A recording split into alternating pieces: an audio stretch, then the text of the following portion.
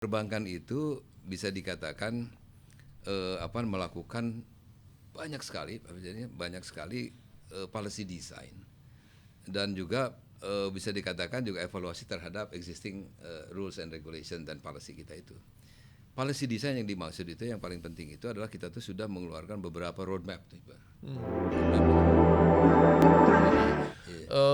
Kalau menurut Pak Dian dari berbagai kebijakan itu toh terbukti perbankan kita sustain. Menurut saya baik-baik saja secara overall umum baik-baik saja.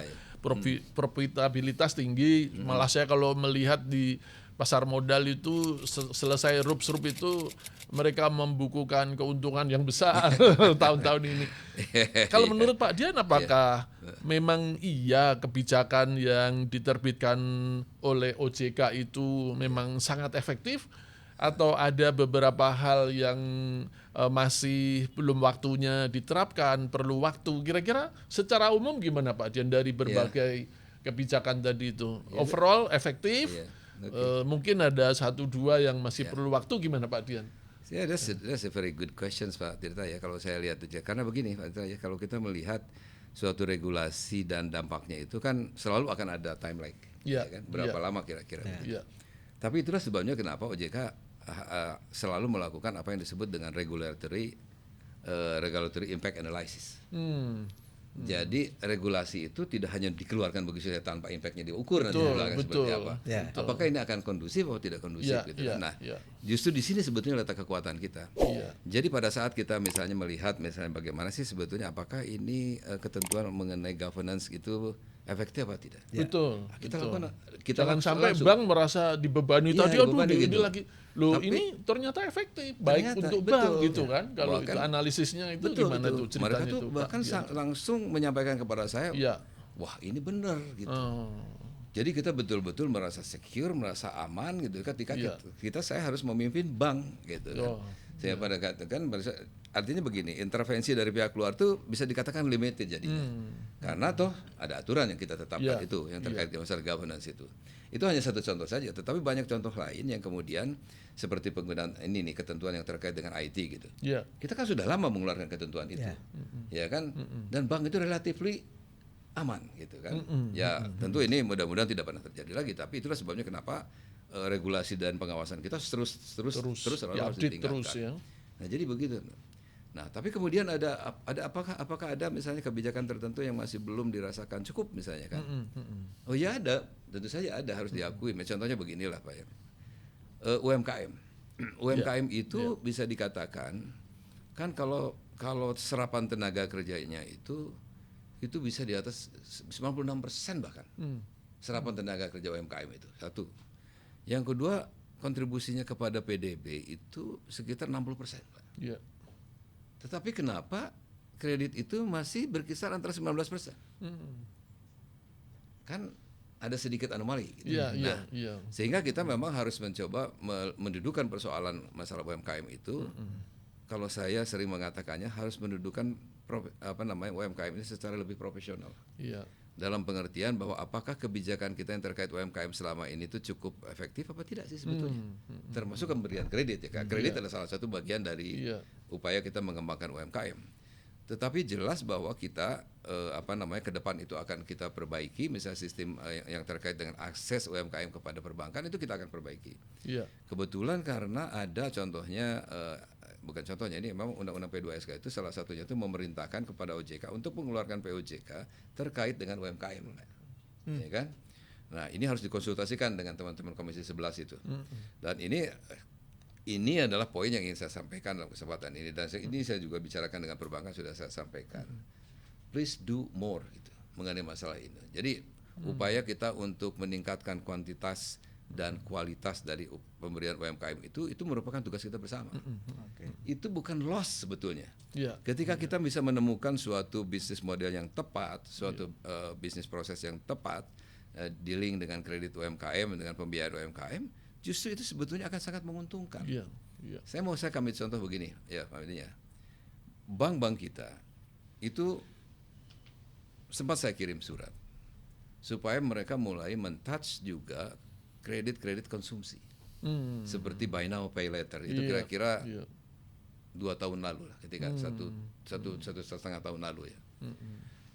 Ekspektasi saya adalah bahwa bank ini adalah jelas lebih profesional di dalam menyalurkan segala jenis kredit, termasuk kredit kecil seperti ini. Yang mikro juga. Yang mikro-mikro seperti ini. Mereka itu akan lebih bertanggung jawab karena diawasin dan lebih profesional, dan penghimpunan dananya pun jelas lebih bisa dikatakan lebih murah, ya kan Pak, dibandingkan dengan fintech misalnya segala macam. Apa yang terjadi sekarang luar biasa perkembangannya. Yang namanya buy now pay later itu yang dilakukan oleh perbankan. Apakah tingkat NPL-nya tinggi? Enggak. Rendah. Artinya bahwa bank itu sudah juga sangat ahli memanage kredit-kredit kecil yang seperti mikro seperti itu juga bisa. Nah, jadi artinya bahwa ini concern kita terhadap masyarakat kalangan bawah, concern perbankan itu sudah diimplementasikan, Pak. Jadi jangan sampai kemudian yang kalangan bawah malah diserahkan 100% kepada pinjol, malah pinjolnya itu malah ilegal lagi kan, dan kena ini malah menimbulkan masalah lagi. Nah, bank-bank kita sudah melakukan itu, dan paralel dengan itu nanti tentu saja pemberian terhadap UMKM dan lain sebagainya itu akan lebih efektif ke depannya itu. Nah, ketentuan POJK yang tadi saya sebut ini mudah-mudahan tidak lama lagi akan keluar ya. Dan ini akan merubah menurut saya ya, karena saya secara intens ikut mendiskusikannya, secara akan merubah landscape pembiayaan terhadap UMKM ini, bisa dikatakan begitu. Dan mudah-mudahan ini dengan tentu saja dengan dukungan berbagai pihak ini kemudian akan bisa berhasil, kira-kira gitu. Baik Pak Dian, ini kan kita sudah kemana-mana ini ya. Sehingga kita bisa menyimpulkan bahwa kebijakan OJK menurut Pak Dian so far efektif. Nanti kita lihat di masing-masing bank bisa beda-beda kan ya. Tentu. Namun tadi pembicaraan kita itu sebenarnya sudah masuk kepada segmen akhir sebenarnya. Yaitu Bapak sudah membuat perspektif perbankan. Juga sudah melihat harapan. Tapi mungkin alangkah lebih baiknya Bapak rumuskan dengan lebih terang benderang gitu. Mengenai perspektif dari Bapak, apalagi kita menghadapi pemerintahan baru nih Pak. Ini kan perspektifnya harus betul-betul perbankan harus clear gitu. Supaya mereka juga tidak salah langkah gitu. Nah, silakan Pak. Oke, terima kasih Mas Benny, pertanyaan penting juga nih. Begini Mas Benny ya, kalau saya lihat itu perbankan itu bisa dikatakan melakukan banyak sekali policy design, dan juga bisa dikatakan juga evaluasi terhadap existing rules and regulation dan policy kita itu. Policy design yang dimaksud itu yang paling penting itu adalah kita tuh sudah mengeluarkan beberapa roadmap, roadmap pengembangan perbankan syariah, roadmap pengembangan BPR, roadmap pengembangan BPD gitu kan. Ini semua sebetulnya dimaksudkan agar perbankan itu memiliki guidance yang clear, mau kemana dia seharusnya jalan itu, atau lebih tepatnya mengatakan mau kemana nih regulator itu jalannya, ya kan? Jadi there is no surprise policy. Jadi yang saya taruh di ini, yang kita taruh nih, OJK taruh di semua grand yang namanya roadmap itu semuanya itu terbaca, well plan ya, dan ini akan kita monitor tiap 6 bulan. Dieksekusi apa terus tidak? Dilakukan monitor apa tidak tiap 6 bulan. Gitu. Ini yang paling penting adalah memastikan bahwa memang kemudian step-step pengembangan BPR, pengembangan perbankan syariah, pengembangan BPD dan lain sebagainya kemudian diikuti. Otherwise, Pak, kalau tidak, kita tidak akan berhasil lagi. Contohnya begini, cita-cita BPD itu untuk menjadi regional champion itu sudah dari puluhan tahun lalu, Pak. Kita sudah mendengar ketika saya masih staff di BI kali pada waktu itu kan. Nah, belum tercapai kayak gitu kan. Nah, kemudian kita sekarang apa yang membedakan dengan roadmap sekarang? Saya ingin memastikan bahwa itu terjadi. At all cost. Dan makanya kita kerjasama dengan Kementerian Dalam Negeri, dengan pemerintah daerah itu sangat intens kita lakukan untuk memastikan itu terjadi, bahwa mereka akan menjadi regional champions. Nah, Bank Syariah juga sama begitu, BPR juga sama seperti itu. Jadi mereka itu tinggal membaca seperti itu. Nah, persoalan-persoalan yang terkait dengan misalnya yang disampaikan oleh Pak Presiden baru kita, Pak Prabowo, itu clear, Pak. Buat kita itu clear sekali. Bahkan salah satu poin yang menarik dari statement beliau itu adalah kita tuh harus go beyond data statistik. Iya, ya betul. Kan? Jadi artinya bahwa kita tuh harus lebih melihat persoalan-persoalan yang betul-betul tumbuh di masyarakat, tidak melihat agregasi-agregasi semata-mata. Agregasi-agregasi data maksud saya itu. Karena tadi persis pertanyaan Mas Beni itu. Ya kalau dilihat secara agregat segala sesuatu seperti baik-baik saja. Aja. Tapi ketika kita melihat, ternyata masih ada masalah ya gitu. Ya kan, ternyata di sektor ini, misalnya contohnya tadi sektor UMKM masih ada masalah, tentu kita harus benerin gitu kan. Dan macam-macam lagi, termasuk tadi yang saya sampaikan misalnya, apakah bank masih ada bermasalah? Ya ternyata kan BPR harus terpaksa saya tutup ketika saya melihat itu, gitu kan. Ternyata ada 1-2 bank yang ada sedikit problematik, iya gitu kan, harus diakui. Tetapi yang paling penting itu memang kita tuh harus bisa menyelesaikan persoalan itu, Pak. Jadi jangan pernah misalnya kalau ada bank bermasalah ataupun BPR bermasalah, terus kemudian kita diemin.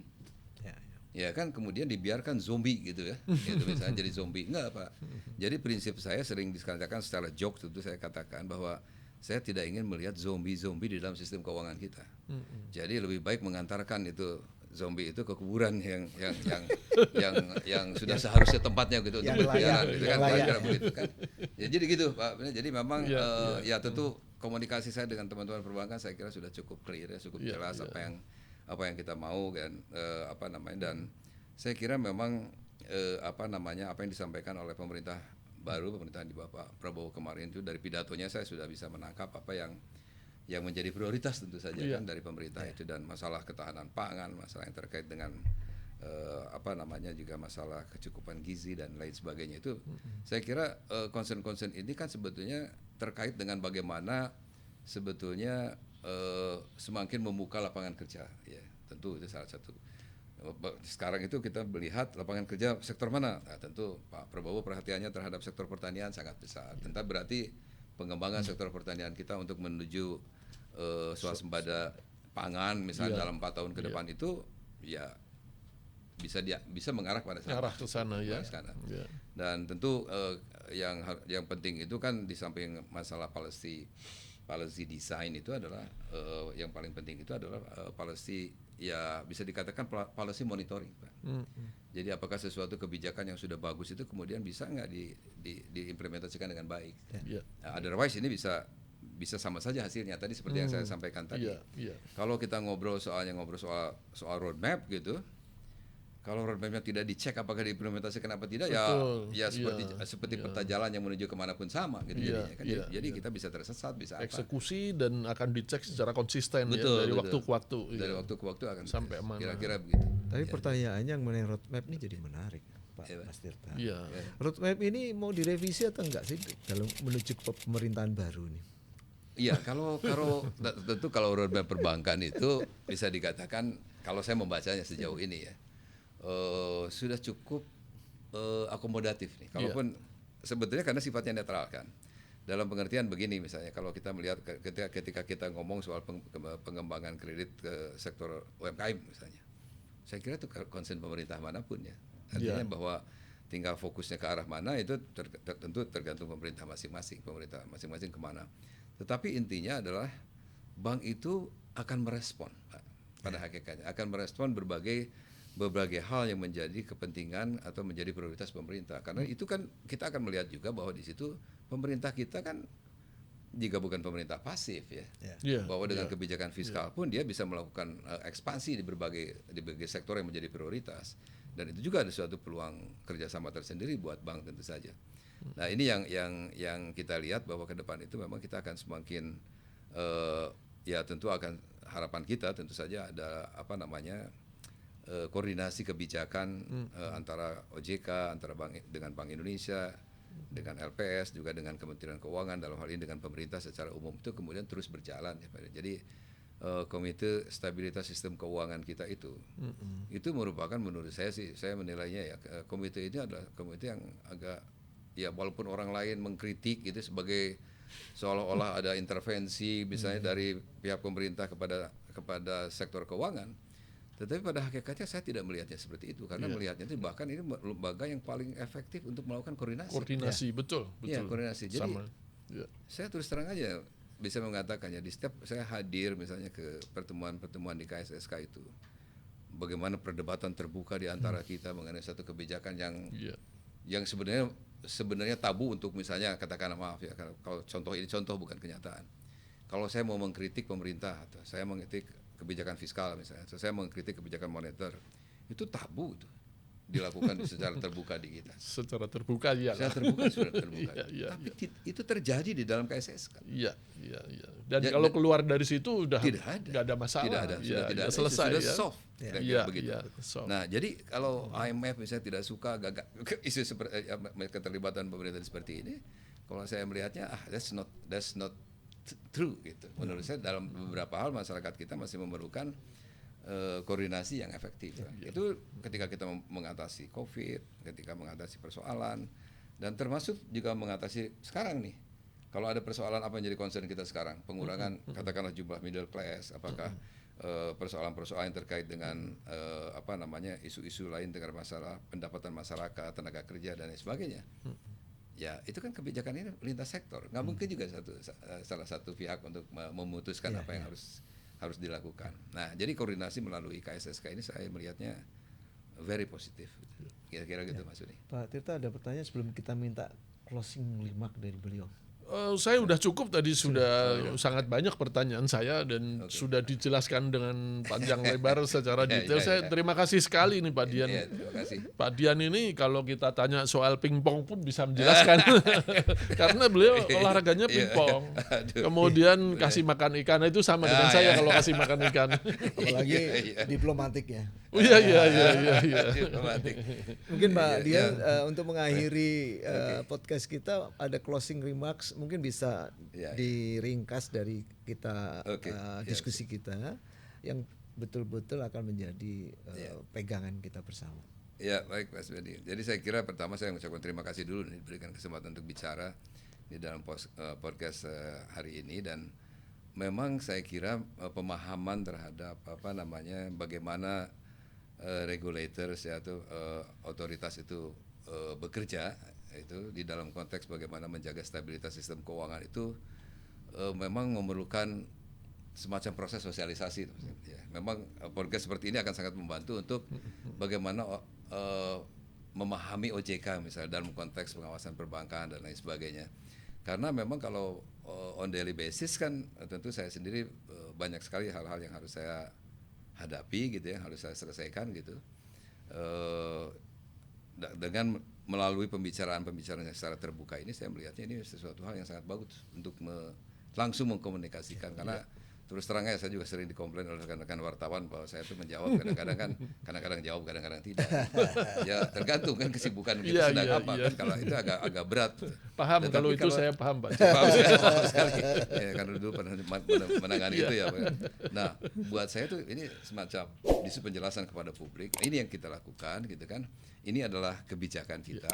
Ini adalah langkah-langkah yang akan kita lakukan ke depan, dan bagaimana gitu assurance yang diberikan kepada masyarakat bahwa we are in control, bahwa kita tuh memang sistem kita memang kondisinya baik-baik saja. Jadi jangan sampai juga ada juga kan yang mengatakan bahwa BPR ditutup itu kemudian menjadi isu enggak sama sekali. Bahkan BPR ditutup itu kalau menurut data kita malah ini pada waktu bersamaan itu justru meningkatkan confidence masyarakat terhadap BPR yang lainnya gitu kan. Ya, justru karena berarti kan memang BPR kalau ada bermasalah itu langsung ditutup gitu. Kalau yang tidak bermasalah kan dia buka tetap. Nah, sehingga maka peningkatan dana pihak ketiga di BPR juga meningkat gitu kan. Terus kemudian kredit juga meningkat Pak kalau performance-nya gitu. Jadi memang ini komunikasi sangat penting untuk jangan menimbulkan dugaan-dugaan yang tidak perlu sebetulnya.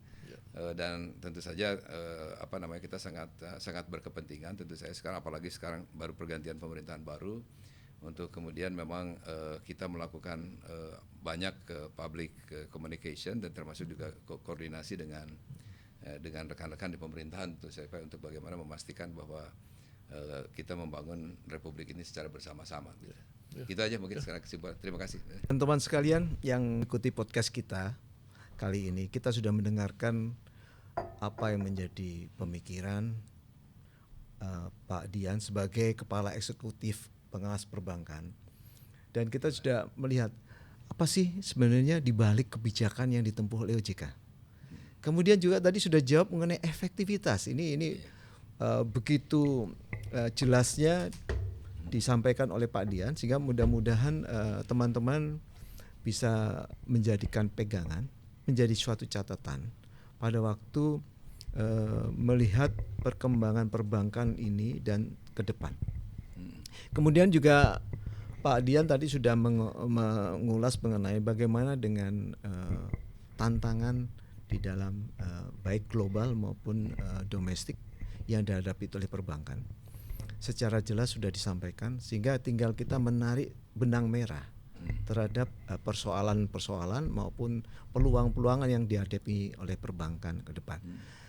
Akhir kata, sekali lagi saya mengucapkan terima kasih Pak Dian Edianarai atas kehadirannya, dan sekali lagi kita ucapkan terima kasih kepada semua yang membantu acara kita pada sore hari ini.